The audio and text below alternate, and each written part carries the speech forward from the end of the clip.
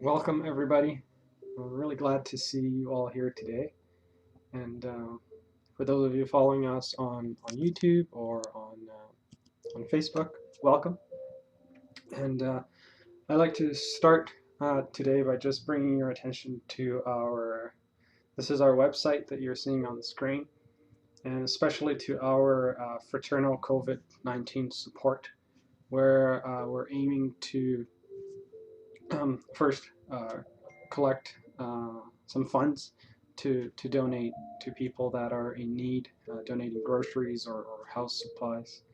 And we had an issue with PayPal, and until last week, all the donations that you've tried to make didn't go through. And starting on last Tuesday, it started working again. So if you tried a donation in the past and it didn't work, it's working now. So I invite you to, if you want, please go ahead and try again. And we also would like to bring the fact that this is not just a monetary support. It's actually way above that. Here at FSS, we were able to give spiritual support or counseling support or anything of those sorts from the doctrine, from the Spiritist doctrine. So if you are in need of any sort of help, please contact us. You can go onto our website to find out more. Or if you're part of our FSS WhatsApp group, you're welcome to let us know if you need anything, and we'll do everything that we can to support during these times right now. And we'll start with a text from the book Our Daily Bread by Chico Xavier through the Spirit Emmanuel. And you can see that on the screen. And it goes like this. It's number 45, titled When You Pray.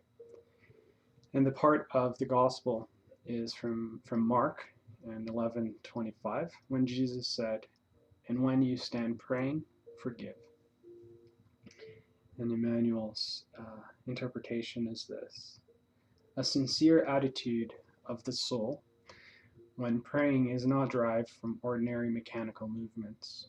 During our common struggle, we invariably follow automatic material experiences that modify, almost imperceptibly during our existence. However, when the soul's turn itself towards the divine sanctuaries of the superior planes through prayer, our conscience becomes finely tuned to the eternal and creative sense of infinite life. Let each student examine the sensation that he experiences as he places himself in the appropriate position of prayer to the heavens, being well aware that it is indispensable to maintain an inner peace toward people and to circumstances on the path. A mind of prayer moves continuously, vibrating in the invisible sphere. The incarnates, even though they are unknown to each other concerning conventional activities, do communicate with one another via the delicate fibers of will manifested through the prayer. It is in such instances that we should concentrate ourselves exclusively to the most elevated zone within us as we send messages, calls, intentions, projects, and anxieties that seek a suitable objective. Whoever utilizes this opportunity, consciously or unconsciously, to project currents of ill will deserves our pity. For this reason, Jesus, being aware of the lack of men and women free of culpability, promoted this project of love to benefit each disciple of the gospel. And when you stand praying, forgive. So let us pray. Let us close our eyes and elevate our thoughts and calm our minds and pray. Here we are today, standing in prayer. What Jesus would do daily for us. With Jesus in mind and in our hearts, we would like to first thank Him for teaching us how to pray, for teaching us the importance of prayer and how much good it can bring to us in a matter of seconds. In this state of prayer, we now ask our brother Jesus and our guardian angels. We ask their help today, Father. We ask their help while we go through this talk about self-awareness, about reaching our inner being and accepting who we find and loving who we find and improving who we find in our eternal journey to be more like you, Jesus. Thank you again for allowing us to be together once more. And as always, be with us today and forever. Thank you. Amen.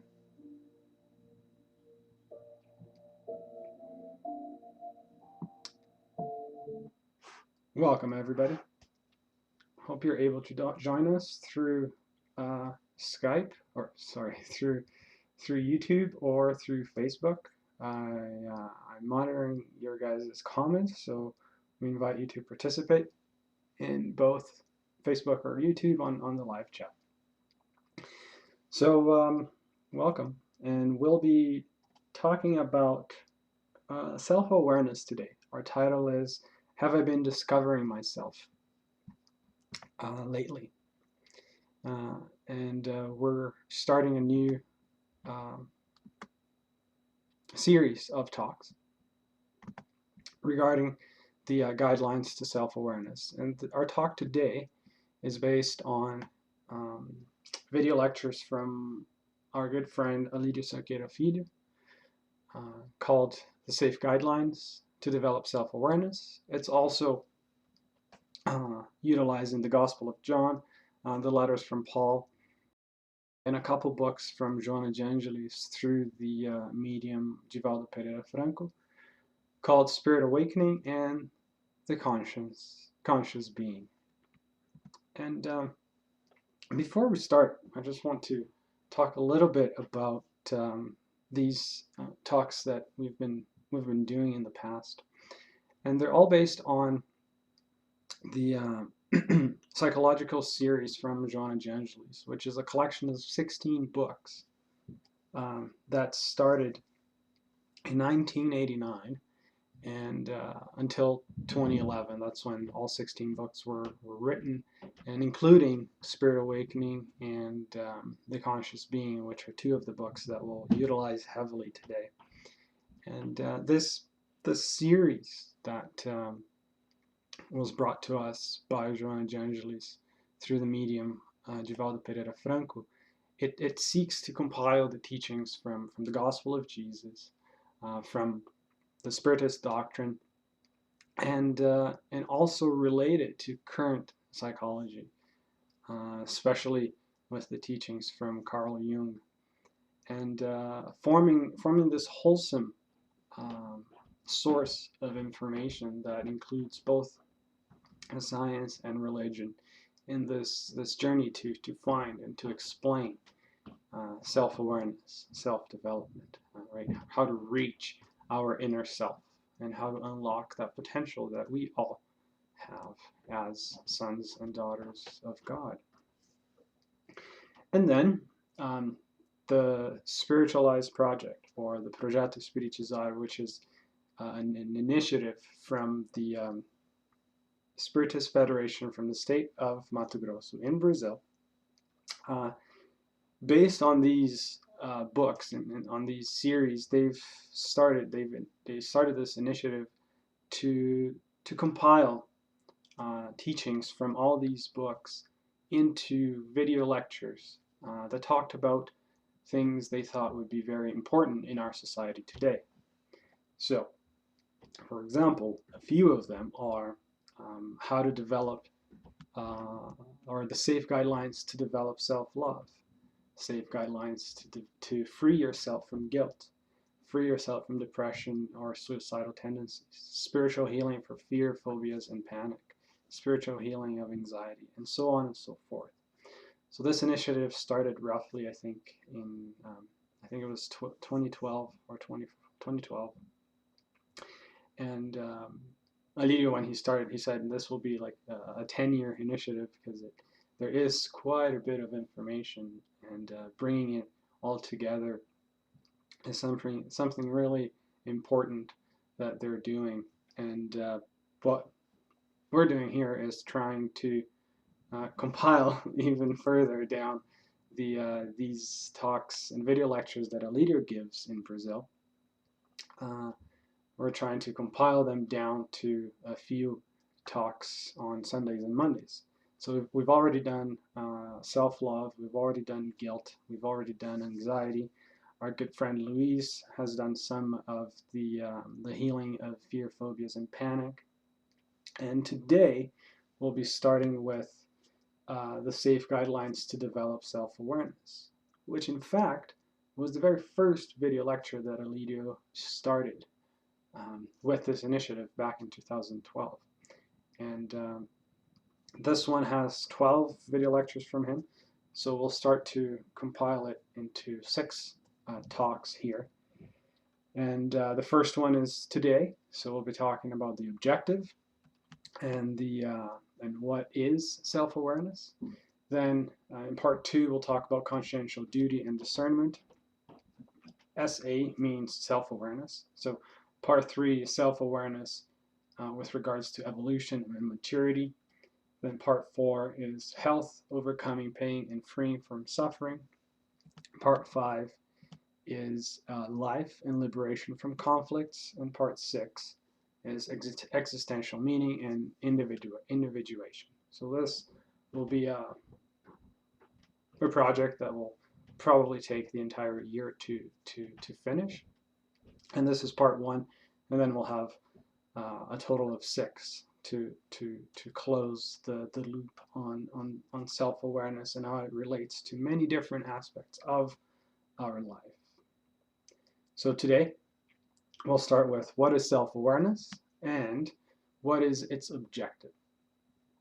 And we'll be reflecting about what the virtue of self-awareness is and the importance of this virtue to the evolution of the mortal spirit. So, as we usually start our talks, we always like to invite an inner reflection to know a little bit where we are around the topic that we'll be talking about. And so I invite you to close your eyes if you want, and reflect about why learn about self-awareness. Why should we even bother about self-awareness? What is that? The second one is, have I been discovering things about myself lately? And if so, what were those things?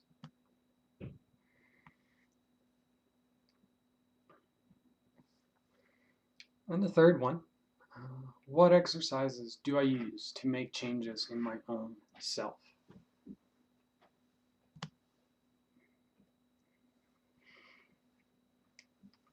So we'll start by talking about what's the purpose, right? So why go through self-awareness? Why bother with it? Because self-awareness is a self-reflexive proposal to firstly understand where we really are. Not who we would like to be, but who we are at this very moment, right? So we can look at ourselves with truth, and that's very important, with truth. Why? Because Jesus told us in John that you will know the truth, and the truth will set you free. So now when we think about what truth, what is this truth? There's actually two truths. One is the divine truth, right, that we see in the divine laws, that we see in the gospel of Jesus, that we see in the Spiritus decodification. And there's also the internal truth, which is what we bring within ourselves up to this moment, without any masks or desires, simply understanding our virtues that we have developed, that we are developing, and also our ignorances, our bad inclinations, our ego, right? Both evident or masked, right? So basically everything, the good and the bad, right? That's our internal truth. And at the end, these both of these truths, they can combine. So first understanding who I truly am, and then applying the divine truth with which can guide us to freedom. So like Jesus said, when you'll know the truth will set you free, right? The divine truth will set us free. And what does it mean to set us free? It's to set us free from our ego, from our ignorances that tie us up. And so, like we said, we'll be using a couple books from Joanna Gengeli's Spirit Awakening and The Conscious Being. And I apologize in advance, but there will be quite a bit of text throughout this talk, but it's because Joanna's words are so majestic. They're so to the point and so beautiful that I thought it wouldn't be fair not to bring it to you.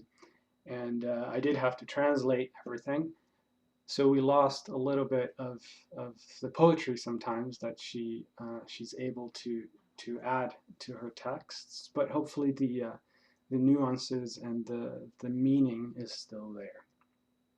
So this is from the book Spirit Awakening, and it says, self-awareness conducts the individual to comprehend how to behave and how to act within the moral codes of ethics and of personal relationships, building their stability.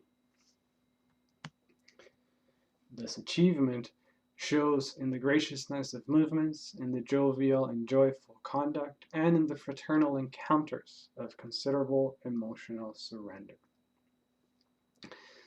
So Joanna is explaining to us here the self-awareness, right? It conducts us to comprehend how we behave and how we should act with our codes of ethics. In other words, the divine laws, the law of love, charity, and justice.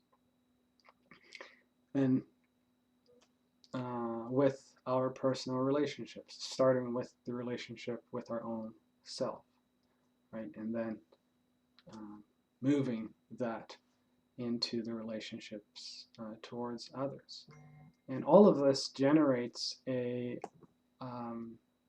mental equilibrium, a mental balance that is really good and necessary for our improvement.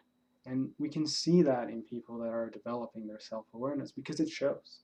Like Joanna says, it shows in the graciousness of their movements, in their joyful conduct, and how fraternal their encounter is, considering their emotional surrender, right? And we can see that in Jesus. Every encounter that he had was truly fraternal, right? He was there with the person, surrendering emotionally and understanding that the person had the potential of becoming who they really wanted to be. So these key characteristics show on the people that are practicing self-awareness. And when Elidio talks about the invitation to conscious awakening, he brings us to while we talk about the egoic movements and then the virtue. And we have three of them. So we have the demand on the one side, we have the negligence on the other side. These are both egoic movements. And we have the virtue right in between, which is the balanced, right? It's neither here nor there. It's the balance within the two. And the demand, Elidio brings to us that it comes with the anxiety of demanding an immediate perfection without going through the gradual path of improvement, which is advocated by the law of progress. So here is when we've neglected a lot of works that we were invited to do in the past, and now all of a sudden and instantly we want to be incredibly better, to be perfect today, right? And that comes with this demand. And on the other side of the spectrum is the opposite, which is the negligence, right? Which comes from the spiritual unwillingness or neglecting the questions of life due to our moral laziness, right? Not wanting to work, not wanting to follow the law of labor. We produce these excuses, laziness, or inertia that Elidio brings to us. So this negligence, right, of not wanting to work on things daily could eventually generate an anxiety and a demand, right? Because we didn't do a lot of things in the past, we might get anxious that we're not working towards our improvement, and then all of a sudden this anxiety becomes a demand that I must be perfect today. And this inertia that Elidio talks about in the negligence, there's two kinds. There's the simple inertia and the active. The simple inertia is simply not doing anything. So being inert, right, not moving. Whereas the active inertia is the one that we just do things, but with no meaning, right? We never bring the meaning to our own moral improvement. We never do things to improve ourselves. We occupy ourselves with a lot of stuff, with a lot of things that are not meaningful to us, as an excuse not to work on ourselves, neglecting ourselves. And the third one is the self-awareness, which lies in between, and it is the balanced virtue. It comes with the awakening of our conscience, allowing the spirit to practice discernment. Right? Discernment, understanding that we are in the balanced way, understanding what actions are bringing us to the demand, or what actions are bringing us to the negligence, and staying in the self-awareness. Through attitudes that love and practice the divine laws with constant effort, So it's really important to see here that we are saying love and practice the divine laws, right? Sometimes we might be thinking we're practicing the divine laws, but we're doing it because we fear that if we don't, something will happen to us. Or we're trying to practice the divine laws because somebody told us to do that, right? But here we're bringing that it's the love towards the divine laws and the practice towards the divine laws that brings this this awareness and this improvement, right? It's loving the divine laws, fully understanding that they have our best interest in mind, and willingly utilizing them in our lives. Again, not because as a movement of bribe, or out of fear, or out of demand from somebody else, but because we truly love them. And now, starting with the conscious being from Joanna, we'll walk through a little bit about this self-awareness journey, if you will, when she says that the conscious being shall work on themselves always, starting from the initial point of their psychological reality, with a self-acceptance of how they currently are, and improving themselves without stopping. So the initial point, what is that initial point? Joanna is bringing us here. The initial point is who we are in the beginning, and that doesn't change. We are sons and daughters of God, immortal spirits. We are that. We were always that, and that will never change.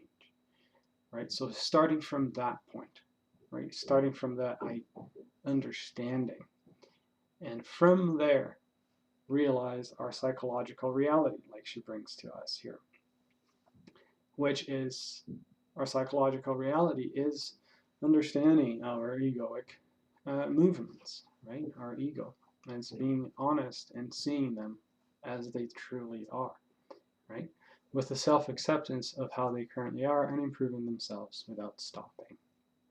Now, improving themselves without stopping, it might sound a lot of work, right? We're always thinking, oh my God, or a lot of us might be thinking, I work too much, this is too hard. Will this ever end, right? And Jesus tells us in John that he says, my Father is always at his work to this very day, and I too am working. So working will never stop, right?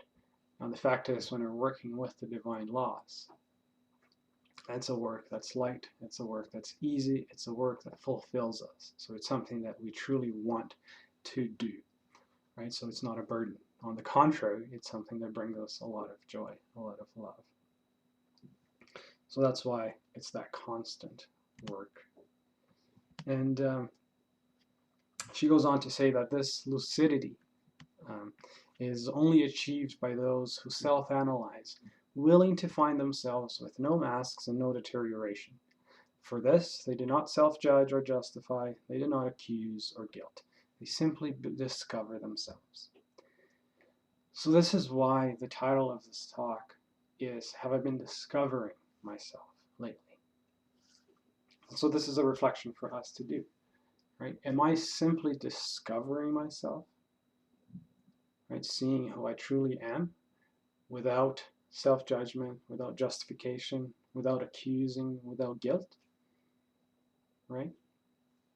Or am I doing all those things to myself, right? So especially as we go through in this quarantine, we've been hearing a lot that people are able to, are being invited to practice some self-awareness, right? How am I doing that?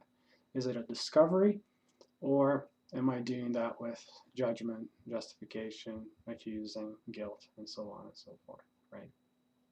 So Joanna is telling us here that this lucidity, right, this true self-awareness is only achieved when we self-analyze, willing to find themselves with no masks and no deterioration.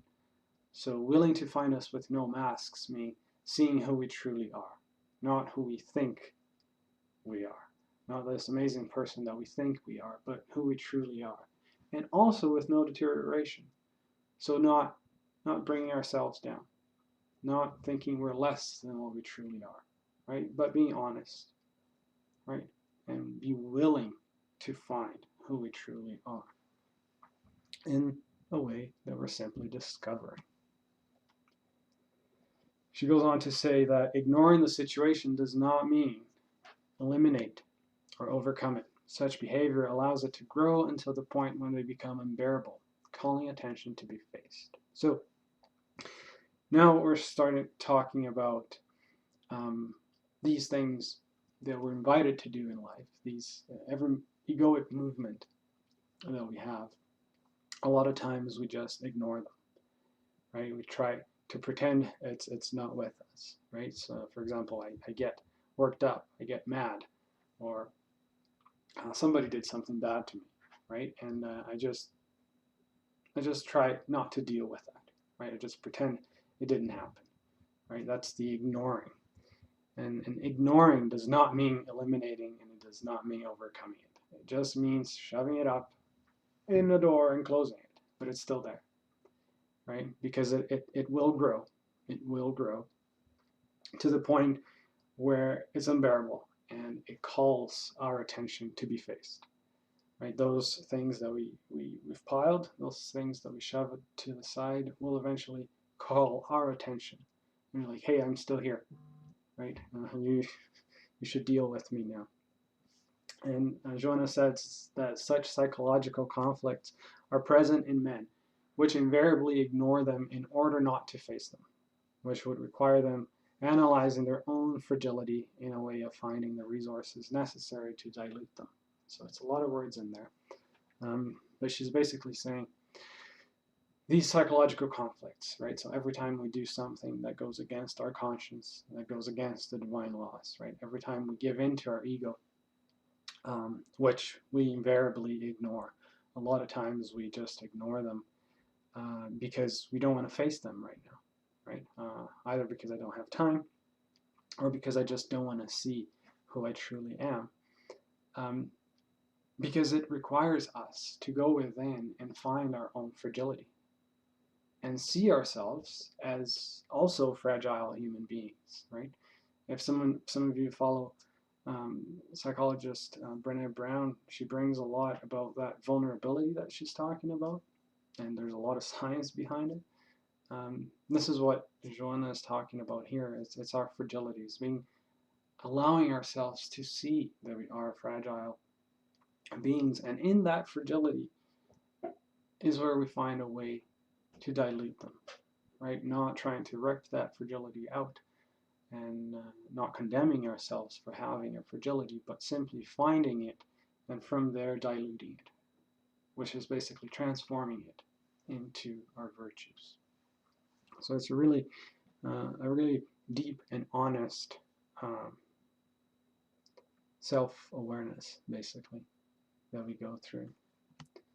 And she goes on in saying that these things that we ignore in the past, they're deeply rooted.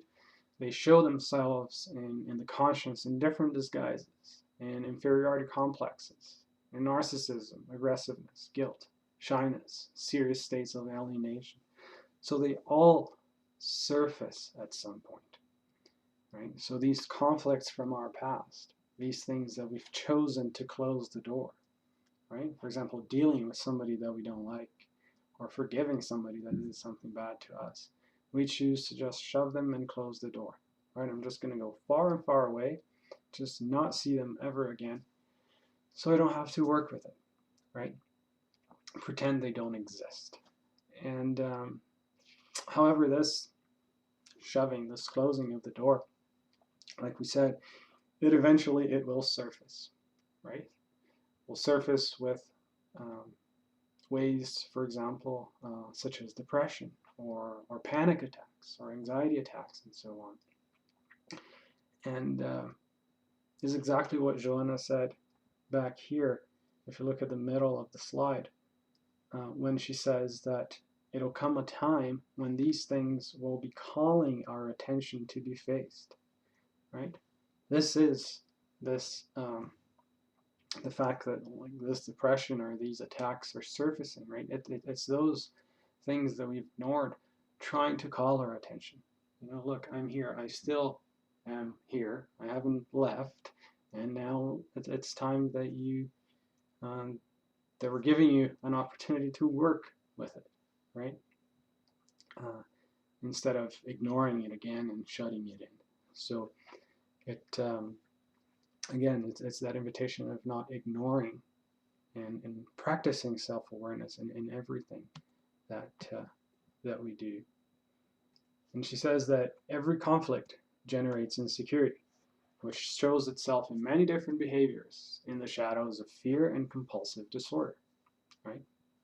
So the conflicts that we talked about, right, with our conscience, every time we do something that is not in line with the divine laws, sometimes it can generate an insecurity, right, which will show itself in many different ways, either in fear or in compulsive disorders and things like that. Now, what is this insecurity that she's talking about, she's referring to? It's the existential insecurity. It's the insecurity of ignoring ourselves as sons and daughters of God, apprentices of life, immortal spirits. We always talk about these things, sons and daughters of God, apprentices of life, immortal spirits, and we can talk hours and hours and hours about that.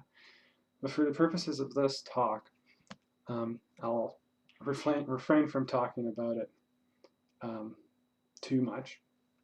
But basically, what does it mean, right, to be sons and daughters of God, to be an immortal spirit? So an immortal spirit is understanding that we're living now, we aren't going to die, life will continue, and also that life didn't start here. There's a lot in my past that happened. And with that understanding that first I have eternity basically to work on myself, to improve myself, but also the fact that I go through invitations every day in my life. So why put it off? Why wait for the future when I can do that right here, right now?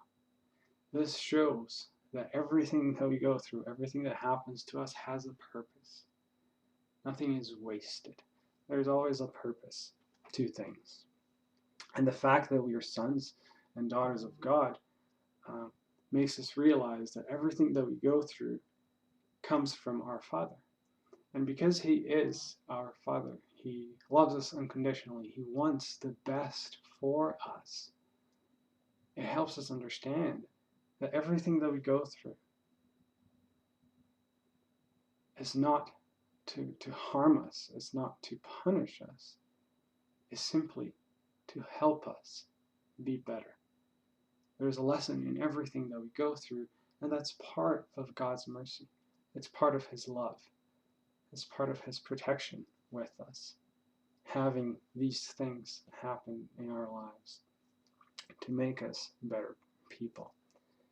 Our good friend Eric is talking about how he believes more than ever people that are incarnated are invited to find the balance and get free of sentiments such as guilt or excuses. It is time to stop worshiping these feelings, these egotistical feelings, this pride. It is time to find Jesus within our hearts. It is time to live the true fraternity. We begin the fraternity era. And this is beautifully said. Thank you, Eric. And it is absolutely true, right? When we look at, for example, the self-awareness that we're bringing here today, right? It's understanding who we are, so we can, instead of staying in those egoic feelings and the pride, it's when we recognize them, we can then move on and transform them into something else. And we'll end this talk today by outlining a practice that we can do to change those. So stay tuned. Hopefully I don't go over time too much. So continuing with the conscious being, the identification follows the works of of self-transformation, utilizing instruments of self-love, self-esteem, of prayer that promotes discernment, relaxation that frees tension, and meditation that promotes inner growth. So this identification with ourselves, right? The self-transformation that we go through is utilizing the instruments that we have at our disposal, right? Such as self-love and self-esteem. Also prayer, right? That's why we started today talking about prayer. That promotes discernment, right? We're able to find discernment, what's right and what's not right. This identification with myself frees us from tension. A lot of times we look for exterior things to try and alleviate the tension, right? A lot of times it's through chemical things, through alcohol and drugs, to try to find relaxation. But truly, when I identify myself with self-love, with self-esteem, right, this relaxation comes. And also meditation that promotes the inner growth. So through meditation, through reflection, we can reflect of who we truly are. We can reach deep inside and see who we are, and from there promote this inner growth. And in the Spirit Awakening now, that other book that Joanna brought us, she says that the mature being trusts and works towards established goals for their well-being, investing in the now, trusting in future results, knows that every development requires time and opportunity, emotionally stable, does not exalt with success or depress with failure, simply converts the lesson as wisdom for future endeavors. I really love that paragraph. And she brings a wealth of knowledge here when she says the mature being, so those of us who are practicing self-awareness, accepting everything that we find, basically is working towards goals, right? We're able to trust and create goals that we want for our well-being, right? These goals are aligned with the divine laws because we're seeking our well-being. We invest in the now, so we work in the now, right? We're not preoccupied with the future. We're not occupying ourselves with the past, right? We're investing in the now and trusting that what we're doing now will result in good things in the future. We know that every development requires time and opportunity, right? Not wanting to make a huge jump today, right? It is a gradual path. And it requires opportunities, right? It requires these invitations that we get from God on a daily basis for us to learn about ourselves. And this brings a person, a spirit that's emotionally stable. And that's beautiful because it's the person that doesn't exalt themselves when they succeed and doesn't depress themselves when they fail, right? They're stable. What does that mean? Well, we can compare it to a lot of us that once we do something good and we get it right, we feel really good about it, right? It's a huge success. But 2 hours later, we find something bad or we do something wrong, we completely go down, right? We're completely depressed. And then we do something good, we go up and down, up and down, up and down. It's an emotional roller coaster. But here, John is telling us that when we are mature beings, we're emotionally stable. We can take the successes and we can take the failures and simply convert them into lessons as wisdom that will be used in future endeavors. And then she goes on to say that the mind is thus susceptible to establish safe guidelines towards a better behavior of the individual, exteriorizing vibrational fields that are very special, a permanent generator of energy with the purpose of preserving the self and conducting them through all steps of self-improvement. So there's a few reflections here. The first one is about the mind, right? Lidio says that our mind is a tool. that we have is a tool of our conscience. And through self-awareness, we can discern this mind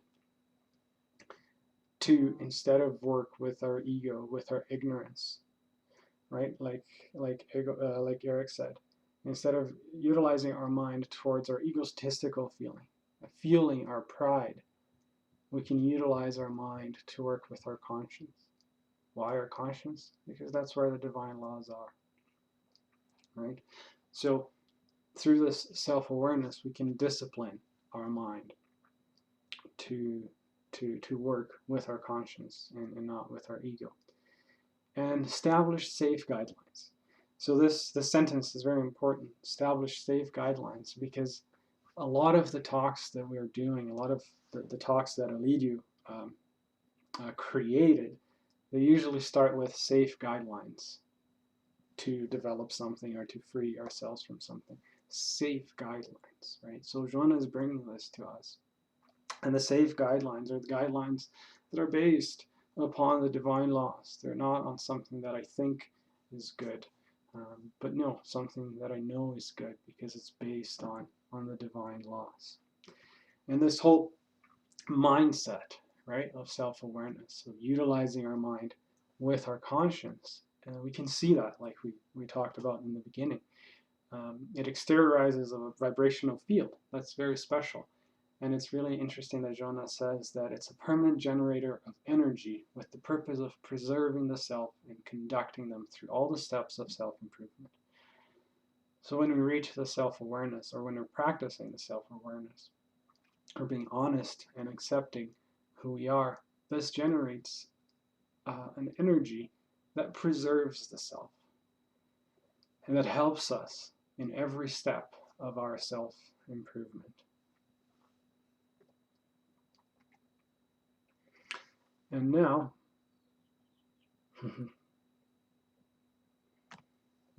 Eric's about to share us something that Jonah says in Love, Unbeatable Love, which is one of the books that we use quite a bit as well. Right, so I just wanted to bring up that the last thing I forgot. We can discipline our minds through exercises, right? So like Jonah said, we can establish safe guidelines and utilize those to guide our mind, right? To discipline our mind. So we'll go through a technique here that we can utilize that works around recognizing, working, and then realizing. And it's called the PARDA technique. And our good friend Renata from FSS, she's given a lot of talks around this this technique. So I invite you to go on our YouTube channel and search up her name, because she does have full presentations dedicated to this technique, and they're truly amazing. So PARDA is an acronym for perception, acceptance, reflection, decision, and action. So now we're going through each one of them and talk a little bit more about them. So Eric's saying here from the book Love, Unbeatable Love, Joanna tells us that love leads to an adorable condition that provides happiness because it stimulates the other feelings for the conquest of the self, making the treasures of health and the joy of life unfold, leading to the end of fullness, right? Leading to that goal of fullness. And it is true. This book is it's a poem almost that talk about love and how it leads to, like Eric said, a condition that stimulates our improvement, right? We're not saying that we have to fully develop love to start getting better, or we have to fully develop self-awareness to start improving. Like we said, it's a gradual path. So when I start to focus myself on love, or start to focus myself on love, those will start fueling our self-improvement. And so we can follow this gradual path of enlightenment. So the first one, going back to the Parda technique, is P for perfection. And at this step, it's the very first step in the process of change. Right? So we're talking about here a process of change. And so perception is the first step because we can't change something we don't recognize. Right? So this is the first phase of self-recognition. Right? Something first. I have to analyze something before I can change it, right? So perception is the first one. And we'll be using the example of anxiety here just for illustration purposes. So in the perception, the first step here is recognizing that I have anxiety, right? Recognizing that I have this egotistical feeling. And once I recognize I have anxiety, then I go on to recognize what is the virtue that can transform this vice. And then, always, we bring this, realizing that as sons and daughters of God, immortal spirits, and apprentices of life, we have limitations, yes, but we also have the potential to change them. We have all the potential to change them. Nothing within us is stronger than we are. We always have the potential to overcome it. And so it's very common in our culture to self-judge here, especially when we're going through this perception, right? We're going through the self-judgment. But when we look at the divine justice that's fueled by love and charity, we don't see self-judgment there, right? Because self-judgment would usually fall into condemnation or punishment, and those are not part of the divine law, right? So self-judgment is not part of the divine justice. So that's something that we usually go through when we go through the perception and the next step. So realizing that it's not self-judgment. And then Alidio brings the question, so does that mean we can simply just do whatever we want? There is no right, there is no wrong. We can just do whatever we want. And then this brings us to Paul in the first letter to the Corinthians, when he said, I have the right to do anything, but not everything is beneficial. Right? So here is the key. Not everything is beneficial to me. So I can do everything that I want, but nothing or not everything is beneficial to myself, right? Which is, and finding this discernment, like we talked about, goes back to watch and pray, and we'll talk a little bit more about it. I don't want to spoil it right now. So the next phase is the phase of acceptance, right? Following the Parda technique. From the perception, we are invited to fully accept in a loving and unconditional way our egoic movements that we have, which generates our limitations, right? So it's really clear here. We're invited to fully accept in a loving and unconditional way, not with judgment, but with love and unconditionally, whatever I find within myself. We're invited to love that.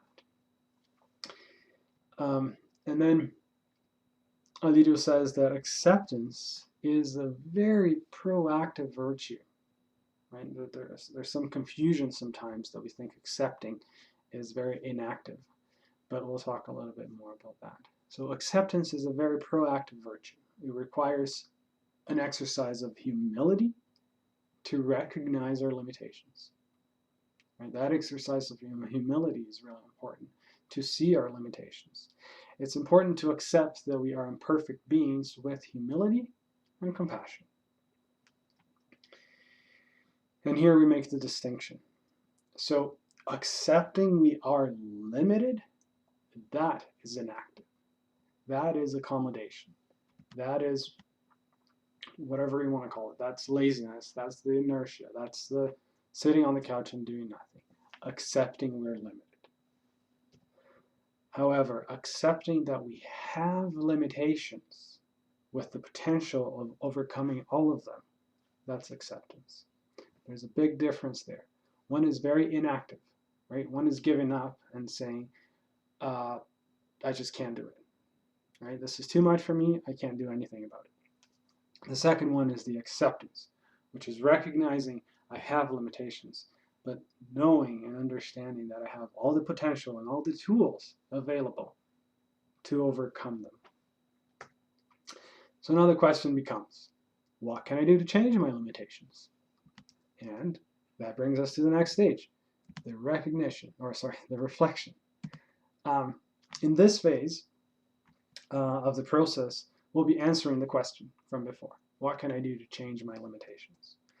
We're invited to truly and honestly reflect about everything we found during our perception phase, such as all the judgments, all the perfectionisms, all the guilt, the excuses, moralism, everything that we found. Right? We're invited to truly and honestly reflect about them. By questioning ourselves, analyzing ourselves, we get to know who we are. Right? And I love this quote from Melito that he said, in this step, in this reflection, if we practice this, when we practice this, this will lead us to a life of reflection instead of impulse. So this allows us, instead of acting with impulse, it allows us to reflect about it and maybe understand, should I do that or should I not? Instead of giving in to that impulse right away. This brings us to our next D, which is decision. So at this point, after the reflection, we're invited by our own conscience to make a decision on what to do to start changing, transforming our egoic feelings. This might sound very easy to do or something that's not even important, but it's actually really important because many of us know very well what we should do, but we still get stuck. Right? Due to our moral laziness, our inertia, our unwillingness, we stop here and we don't fully make the decision. So this transformation, this change that we're talking about requires a firm decision to work to the best of our abilities to gradually transform our egoic feelings into virtues through love, like Eric put for us. Changing is a long process. Thus, it requires us to be truly willing to change. The last one is action, which once the decision is truly made and becomes essential, the conscious action promotes the gradual transformation of our ego to our virtue. Going from for example, the anxiety example, going from the anxiety of the unknown to our self-awareness. Right? We're serene. And as a reminder, the action should always be light and easy, as Jesus told us in Matthew 11. If it is heavy or if it is hard, it's because our intention is right? Our intention to do good or to improve ourselves is good. However, the action itself is mistaken. The process I'm using is mistaken, because if it is hard or if it is heavy, we're somewhat not following the divine laws. We're still being led by some egoic movements. So the action has 4 phases, and I might go a couple minutes over time, but there's 4 phases to action. The first one is the perception about the egoic movement comes after the fact. Here we're learning from our mistakes. So through these phases, let's think about me lashing out at somebody or getting worked up at somebody, getting mad at somebody, right? So first phase, the perception comes after. So after my fight, I realize, oh, I shouldn't have done that, right? At this point, I'm learning from the mistakes I made. Second phase is the perception starts to occur while the egoic movement is manifesting, which could allow me to stop. This allows us to better analyze our movement and our willingness to change. So let's see, as I'm lashing out, as I'm fighting, in that moment, I realize I'm giving in to my ego, to my egoic movement. And in that time, I have the decision to stop or keep going. If I keep going, that means that my willingness to change is not quite there yet. So that decision to want to change it's not quite there yet. Because if the decision was fully within me, I would be able to stop.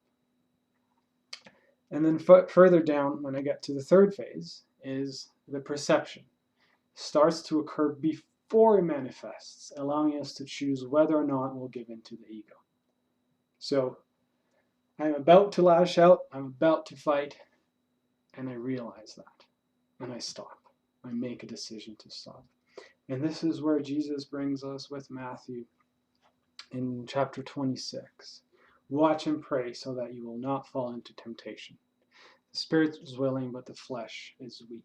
Right? This beautifully synthesizes what we talked about, prayer and about watch. So at this point is where watch and pray becomes really important. Because if we are watching, if we are praying, we can identify that we're about to give in to that egoic feeling. We're about to start that fight. And the prayer helps us with our discernment to not fall into temptation, to see that that's not good for me and to stop it. And then the fourth phase, the person starts to realize that egoic movements are becoming less and less frequent until we no longer have them. This marks the full transformation from the ego into the virtue. And a lot of us might not get there in this lifetime. But knowing that we are immortal spirits, we know that there is a value to everything that we do when it comes to transforming our ego. And even though we might not get there in this lifetime, we know that we can continue to work.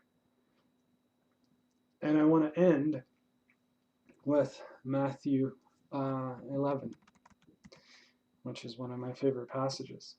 When he said, Jesus told us, "Come to me, all you who are weary and burdened, and I will give you rest. Take my yoke upon you and learn from me, for I am gentle and humble in heart, and you will find rest for your souls. For my yoke is easy and my burden is light." So during our self-awareness, during our work of transformation, if it is hard, if it is heavy, if it is tough, it renders some reflection to see, are we truly going with the divine laws? Because when we are, it truly becomes easy and light, like Jesus promised us. So thank you for watching today. I was happy to see you all here. Thank you for the comments. And if there aren't any more questions, we can finish. And just reminding everybody that tomorrow at 7 p.m. Mountain Standard Time, Calgary time, we're starting our public meeting in Portuguese with our good friend Sonia. So thank you, and hope to see you sometime soon. So we'll just end with a quick prayer, like we started. So Lord, with this picture of the kid holding the Holy Bible, let us try to do the same. Let us close our eyes and see this wealth of knowledge, this wealth of examples of love that Jesus came to bring us. Let us truly conduct and exercise our self-awareness. Please, Jesus, help us through this journey so we can see ourselves as weary and burdened, and we can take upon your invitation of your yoke, so we can finally feel some easiness, some lightness in our lives, and start to become joyful, as Joanna told us, in our endeavors, to be completely emotionally surrendered to your love, to your guidance, and to your peace. So be it. Thank you all, and I hope to see you again sometime soon.